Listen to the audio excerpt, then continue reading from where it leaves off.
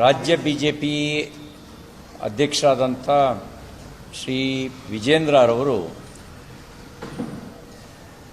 ವಿಧಾನ ಪರಿಷತ್ತಿನ ಚುನಾವಣೆ ಸಂದರ್ಭದಲ್ಲಿ ಅಡ್ಡ ಮತದಾನ ಆಗಿರುವ ಕುರಿತಾಗಿ ಆಂತರಿಕ ಸತ್ಯಶೋಧನೆ ಮಾಡಲಿಕ್ಕೆ ಅಂಥೇಳಿ ನನ್ನನ್ನು ಒಳಗೊಂಡಂತೆ ನಮ್ಮ ಬಿಜೆಪಿಯ ರಾಜ್ಯ ಉಪಾಧ್ಯಕ್ಷರಾದಂಥ ಎನ್ ಮಹೇಶ್ ಅವರು,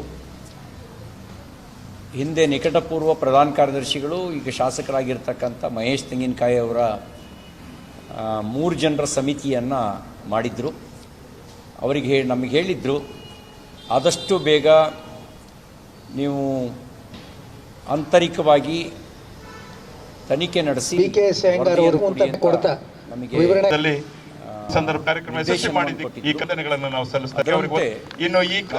ಆಂತರಿಕ ತನಿಖೆಯನ್ನು 4 ದಿನದ ಒಳಗೆ ನಡೆಸಿ 3 ಕುಳಿತು ಪರಸ್ಪರ ಚರ್ಚೆ ಮಾಡಿ 3 ಸಹಮತವಾಗಿರ್ತಕ್ಕಂಥ ಅಂಶಗಳನ್ನಷ್ಟೇ ವರದಿಯಲ್ಲಿ ಉಲ್ಲೇಖ ಮಾಡಿ ನಾವು ವರದಿಯನ್ನು ಇವತ್ತು ರಾಜ್ಯಾಧ್ಯಕ್ಷರಿಗೆ ತಲುಪಿಸೋ ಕೆಲಸ ಮಾಡಿದ್ದೇವೆ.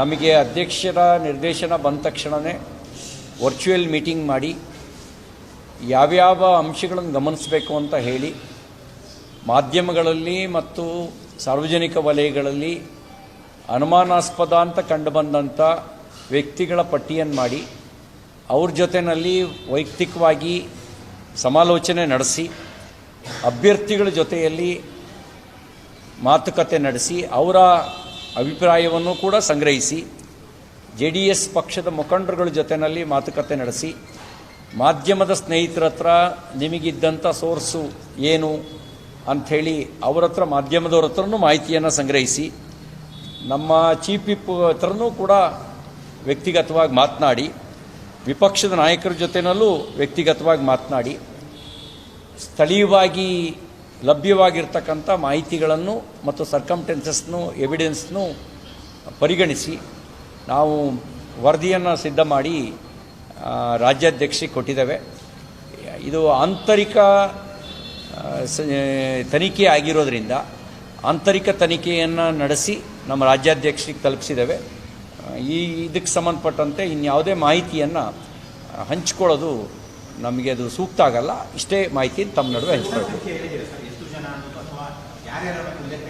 ಅಲ್ಲ, ನಮಗೇನಂತಂದರೆ ನಾವು ಇದನ್ನು ನಮ್ಮ ಅಧ್ಯಕ್ಷರಿಗೆ ಅದು ಇಂಟರ್ನಲ್ ರಿಪೋರ್ಟು, ಎಕ್ಸ್ಟರ್ನಲ್ ಆಗಿ ಏನು ಹೇಳ್ಬೋದು ಅಷ್ಟು ಸಂಗತಿ ನಿಮ್ಗೆ ಹೇಳಿದ್ದೇನೆ.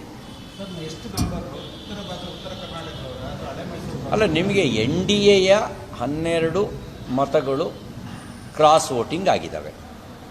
NDAದು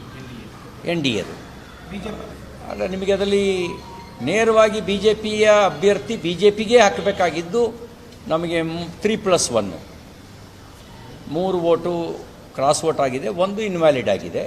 ನಮಗೆ ಕಡಿಮೆ ಬಂದಿರೋದು, ನಾವು 30 ಮತಗಳನ್ನು ಅಲಾಟ್ ಮಾಡಿದ್ವಿ. ಅದರೊಳಗಡೆ ಒಬ್ಬರಿಗೆ 29 ಬಂತು, ಅಲ್ಲಿ 1 ವೋಟು ಇನ್ವ್ಯಾಲಿಡ್ ಆಯಿತು.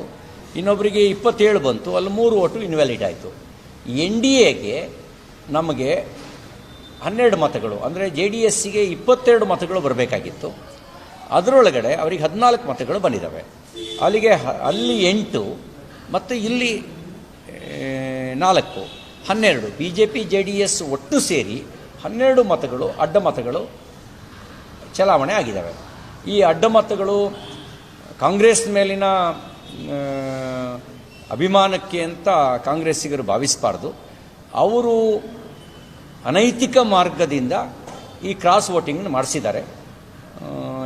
ಅವರಿಗೆ ಒಂದು ಮಾತನ್ನು ಹೇಳಕ್ಕೆ ಬಯಸ್ತೇನೆ, ಬೇರೆ ರಾಜ್ಯಗಳಲ್ಲಿ ಕ್ರಾಸ್ ವೋಟಿಂಗ್ ಆದಾಗ ನೀವು ಉಪದೇಶ ಮಾಡ್ತಿದ್ರಿ, ಇದು ಪ್ರಜಾಪ್ರಭುತ್ವದ ಮೌಲ್ಯಕ್ಕೆ ವಿರುದ್ಧ ಅಂತ ಹೇಳ್ತಾ ಇದ್ರಿ.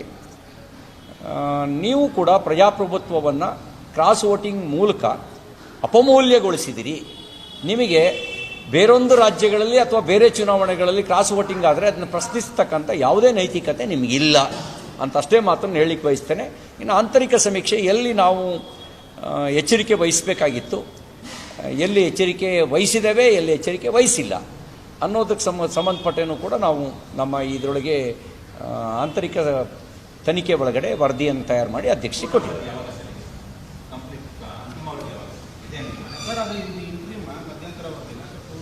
ಅಲ್ಲ, ನಮಗೇನೆಂದರೆ ಇನ್ನು ಉಳಿದಿದ್ದನ್ನು ಅಧ್ಯಕ್ಷರು ತೀರ್ಮಾನ ಮಾಡಬೇಕು. ಅವರಿಗೆ ಇನ್ನು ಉಳಿದಿದ್ದು ನಾವೇನು ಇಂಟ್ರಿಮ್ ವರದಿ ಕೊಟ್ಟಿದ್ದೀವಿ, ಅದು ಉಳಿದ ಸಂಗತಿಯನ್ನು ಅಧ್ಯಕ್ಷರ ನಿರ್ದೇಶನದ ಮೇರೆಗೆ ಉಳಿದಿದ್ದನ್ನು ನಾವು ನಮ್ಮ ಕೋರ್ ಕಮಿಟಿಯಲ್ಲಿ ಚರ್ಚೆ ಏನು ನಡೆಯುತ್ತೆ ಅಲ್ಲಾಗೋ ನಿರ್ಣಯದ ಮೇಲೆ ಮುಂದಿನ ತೀರ್ಮಾನ ತಗೊಳ್ತೀವಿ. ರಾಜ್ಯಾಧ್ಯಕ್ಷರು, ನಾವು ರಾಜ್ಯಾಧ್ಯಕ್ಷರಿಗಷ್ಟೇ ನಮ್ಮ ಕೆಲಸ.